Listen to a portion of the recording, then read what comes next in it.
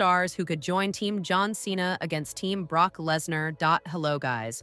Welcome to my channel. I am Elena. Have a nice day. For the latest news update, please subscribe the channel and press the bell icon.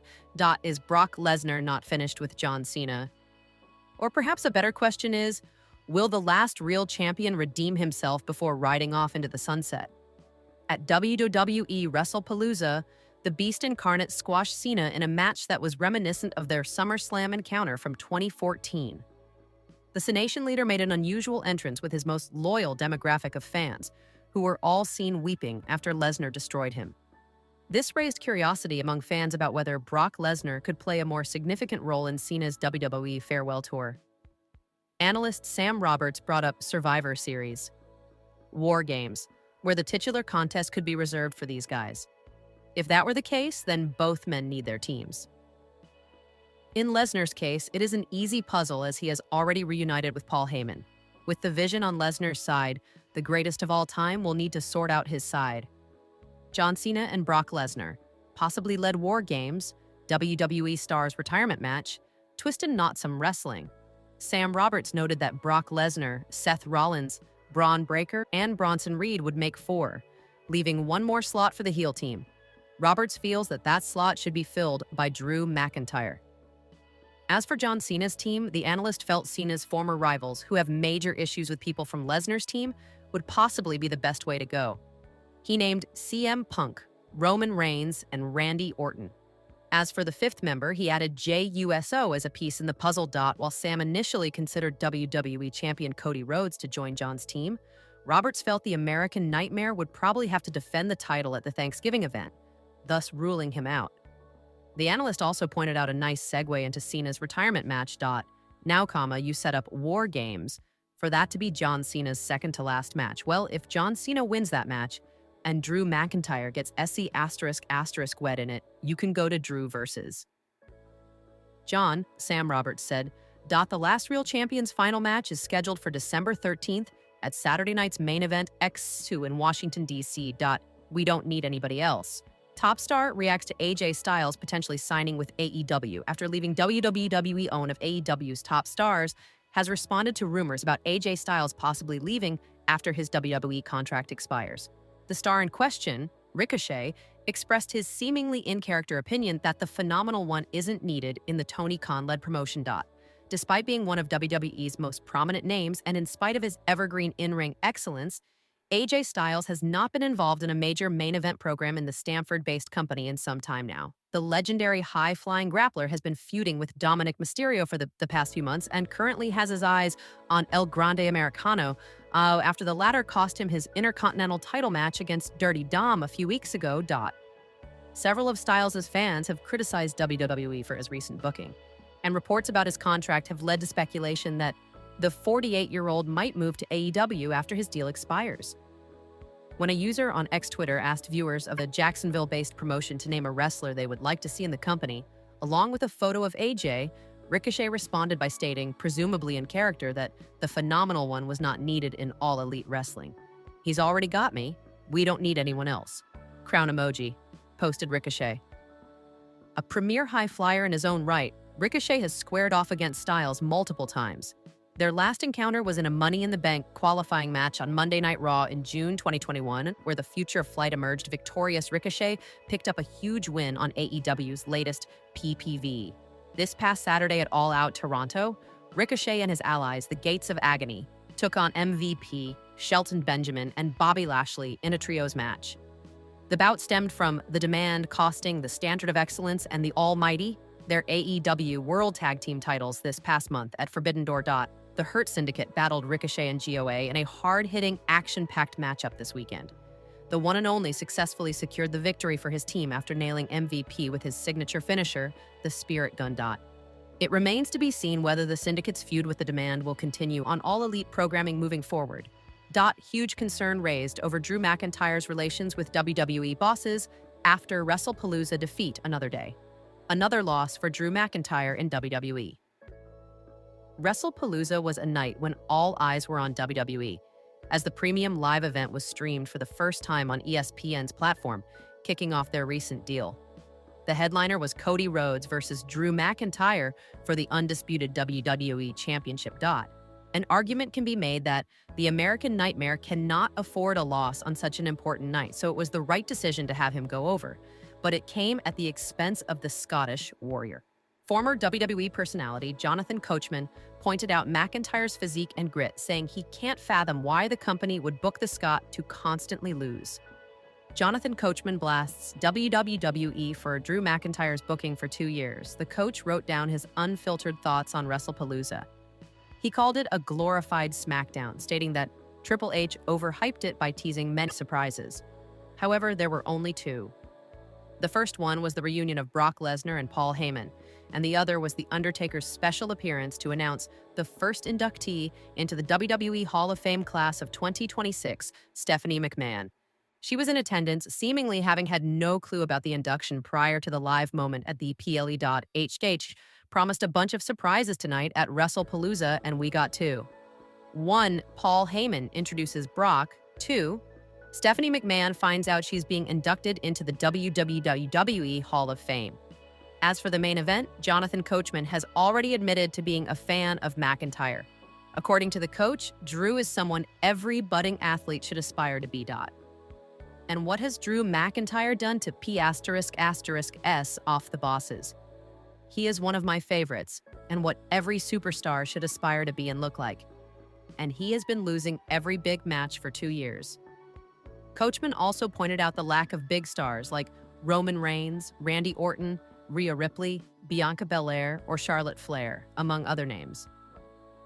I thought they were going to have run-ins. Legit surprises. No Roman, no Randy, no Rhea, no Bianca, no Charlotte. I would have had all stars on deck. Felt like a glorified SmackDown to me. Will Drew McIntyre bounce back from this defeat, as it was a pretty clear, clean, and decisive loss? Moreover, what will Cody Rhodes be up to next? The NXT few weeks should have all the answers.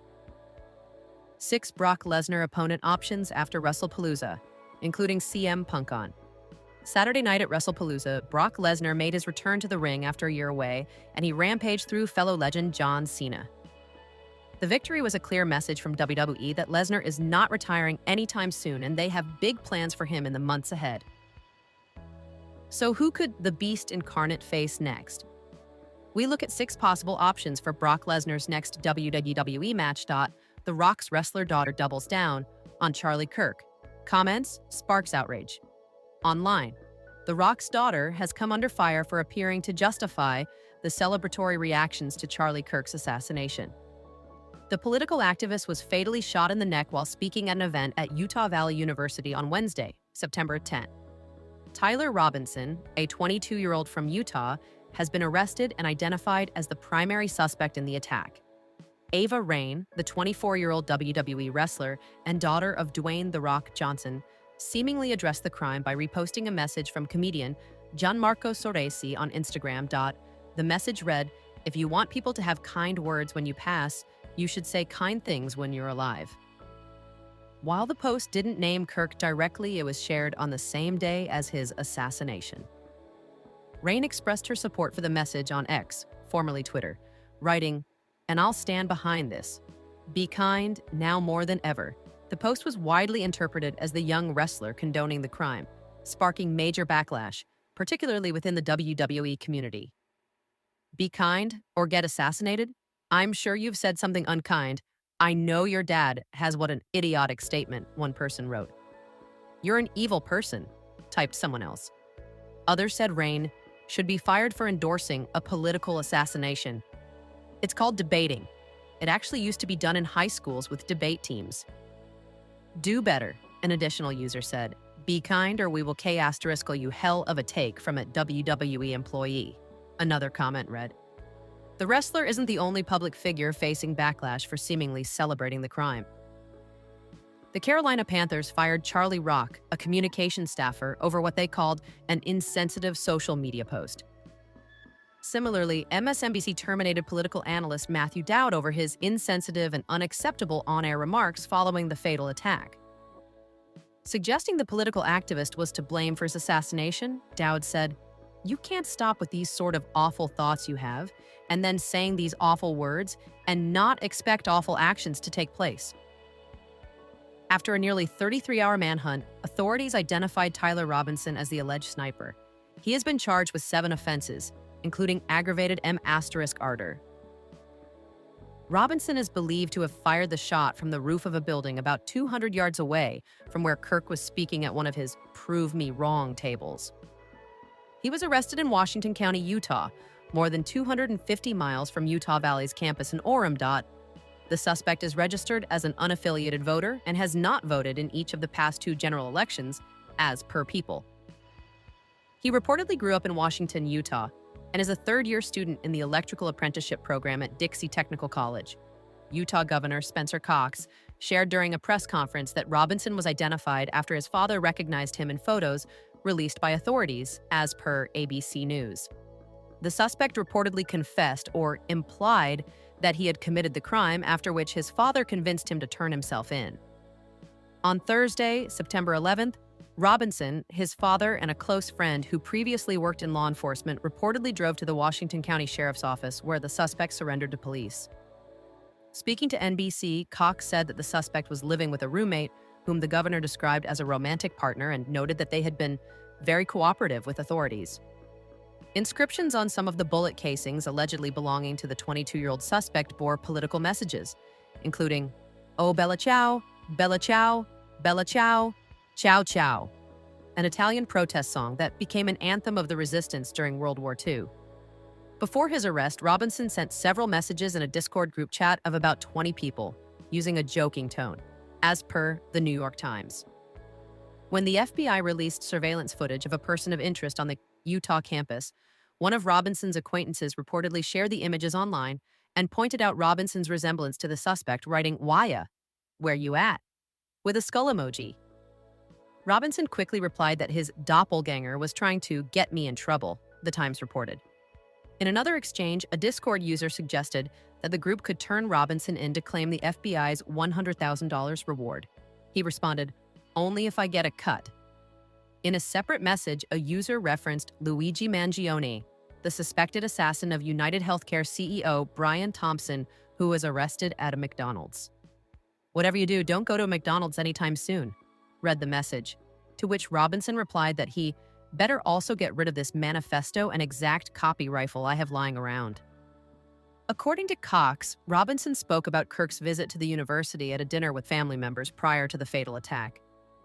They talked about why they didn't like him and the viewpoints that he had, the governor shared. The suspected assassin allegedly said that Kirk was full of hate and spreading hate. Gow level PLE, fan slam, Triple H for WWE, WrestlePalooza, lies. Drew McIntyre lost fans have ridiculed Triple H after he told them to expect surprises at WrestlePalooza following the premium live event's historic streaming debut on ESPN. There was plenty of hype heading into the event at Gainbridge Fieldhouse in Indianapolis, Indiana, including over a possible shock ending after Cody Rhodes defended his WWE Championship against Drew McIntyre in the main event. Where was the surprise? Fans left disappointed by WrestlePalooza Triple H's comments before WrestlePalooza suggested expecting the unexpected, with many envisioning similar twists and turns that have occurred at WrestleMania. The company's chief content officer told ESPN before the PLE, "Expect spectacle, expect surprises, expect to have a lot of fun, and ESPN is going to deliver." While the PLE itself was fine with some great matches, including Stephanie Vacher defeating Io Sky to become the new women's world champion, the lack of surprises was telling. Perhaps the only shock on the night was The Undertaker's appearance to announce that Stephanie McMahon would be entering the 2026 WWE Hall of Fame. There were many who believed a Randy Orton heel turn could be on the cards because of his absence from the match card and possible unspoken issues with Cody Rhodes. The Viper did not appear after the main event, which saw the American Nightmare successfully defend his WWE Championship against Drew McIntyre. Fans had already hit out at John Cena's battle with Brock Lesnar, which many deemed to be an uninspiring take on their 2014 SummerSlam squash match. It feels as though many of WWE's audience are beginning to become unsurprised when they hear Triple H promote an event with such claims. One fan gave their verdict on the booking. Triple H is a liar. No surprises, no returns. Just a B-level PLE. Another stated, where was the surprise? Triple H scammed everyone. Only the women's title match and mixed tag team was good. One fan wrote, I'm still waiting for those surprises Triple H talked about for. The biggest spectacle regarding the event was its debut on ESPN following the promotion's 5-year deal to stream PLEs on ESPN's new streaming app.